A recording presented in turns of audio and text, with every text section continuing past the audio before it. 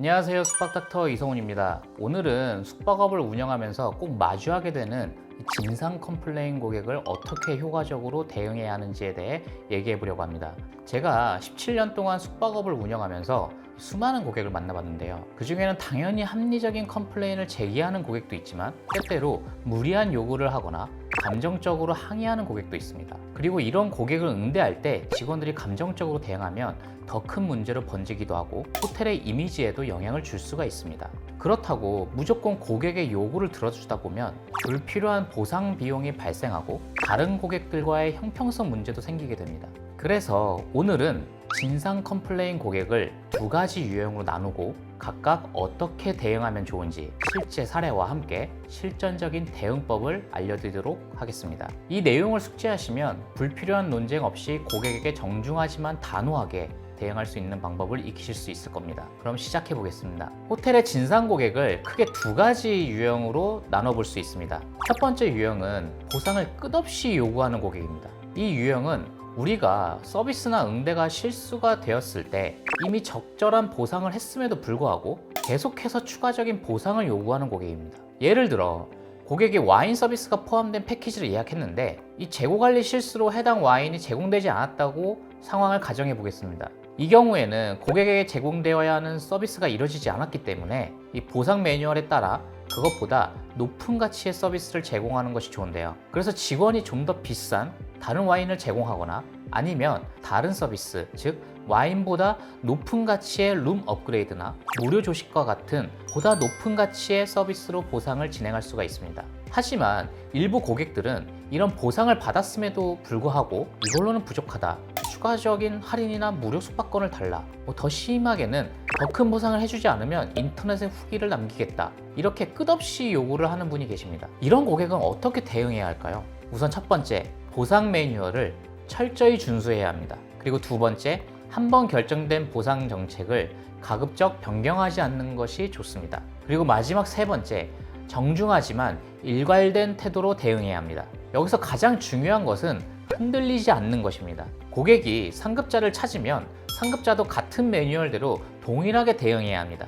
예를 들어 고객이 호텔 지배인 불러와 라고 한다고 해서 지배인이 나타나 그러면 추가 보상을 해드리겠습니다 라고 하면 어떻게 될까요? 그렇게 되면 그 고객은 다음에도 같은 방식으로 지배인만 찾고 추가 보상을 요구할 겁니다. 그리고 처음에 안내를 했던 직원은 앞으로 고객 컴플레인을 스스로 처리하지 않고 무조건 지배인에게 전달할 것입니다. 그래서 어떤 고객이 와도 같은 원칙을 유지해야 하는 것이 굉장히 중요합니다. 그리고 만약 고객이 인터넷에 후기를 남길 거다 라고 하면 당황할 필요 없습니다. 이런 상황일 때 대응은 고객님의 의견을 존중합니다. 다만 저희는 내부 규정에 따라 최대한의 보상을 진행해 드렸습니다 라고 얘기하면서 안타까운 표정만 지으면 됩니다. 그리고 그 고객이 정말 후기를 남겼다면 우리는 우리가 잘못한 부분을 인정하면서 그 고객에게 어떻게 보상 처리를 해드렸는지를 자세하게 댓글로 달아야 합니다. 그렇게 되면 그 댓글을 보는 제3자, 즉 우리 호텔을 관심 있게 보는 고객들이 판단을 해줄 것입니다. 다음은 두 번째 유형으로 본인의 실수를 우리 탓으로 돌리는 고객입니다. 이 고객은 본인의 부주의로 인해 불편을 겪거나 사고가 발생했음에도 호텔 측에 책임을 돌리며 보상을 요구하는 경우입니다. 이 경우는 제가 실제로 겪은 사례로 말씀드리겠습니다. 어느 날 고객이 객실 침대에서 떨어지면서 사이드 테이블에 머리를 부딪힌 겁니다. 그래서 머리가 부딪혀서 찢어진 사고가 있었는데, 그리고 프런트로 내려오셔서 저희 직원에게 머리가 다쳤다고 하니까 저희 직원은 이 응급키트를 제공하고 이 병원 안내를 도와드릴까요? 라고 물으면서 응대를 했습니다. 그런데 그 고객이 이거 호텔 책임 아니냐, 내가 거기 부딪혀서 지금 다치지 않았냐 하면서 추가 보상을 요구하는 것입니다. 이런 고객에는 어떻게 대응을 해야 할까요?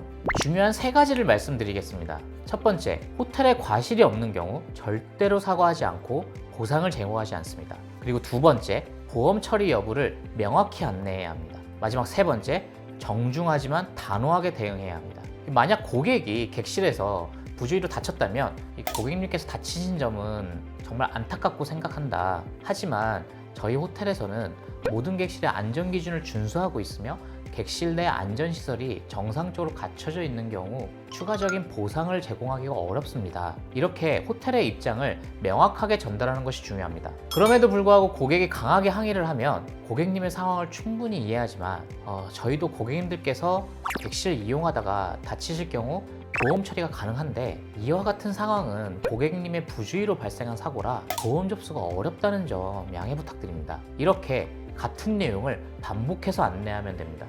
만약 한 번이라도 일부라도 보상을 해드릴게요 라고 하면 그 고객은 그 순간부터 계속해서 더 많은 보상을 요구할 가능성이 높아집니다. 그렇기 때문에 이 정중하면서도 단호하게 매뉴얼에 따른 멘트를 반복해서 안내하는 것이 굉장히 중요합니다. 자, 정리하자면 이렇게 호텔 진상 고객의 두 가지 유형을 알아봤는데요. 이 두 가지 유형의 고객을 어떻게 대응해야 하는지 다시 한번 정리해 보겠습니다. 첫 번째, 감정적으로 대응하지 않아야 합니다. 이 진상 고객은 감정을 자극하려고 합니다. 감정적으로 대응하면 상황이 더 악화됩니다.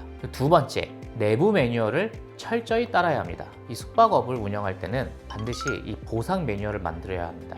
그리고 직원들이 이 매뉴얼을 철저히 준수하도록 교육해야 하고, 이 부분은 제 영상 중에 컴플레인 3단계 해결편을 보시면 도움이 많이 되실 것 같습니다. 그리고 세 번째는 일괄된 태도로 대응해야 합니다. 이 고객이 인터넷에 올리겠다, 소비자 보호원에 신고하겠다 라고 해도 동요하지 말고 일괄된 태도로 대응해야 합니다. 네 번째, 원칙을 정하고 예외를 만들지 않아야 합니다. 이 한 번 예외를 두면 고객은 계속해서 더 많은 요구를 하게 됩니다. 다섯 번째, 대응 후 직원들과 피드백을 나눠야 합니다.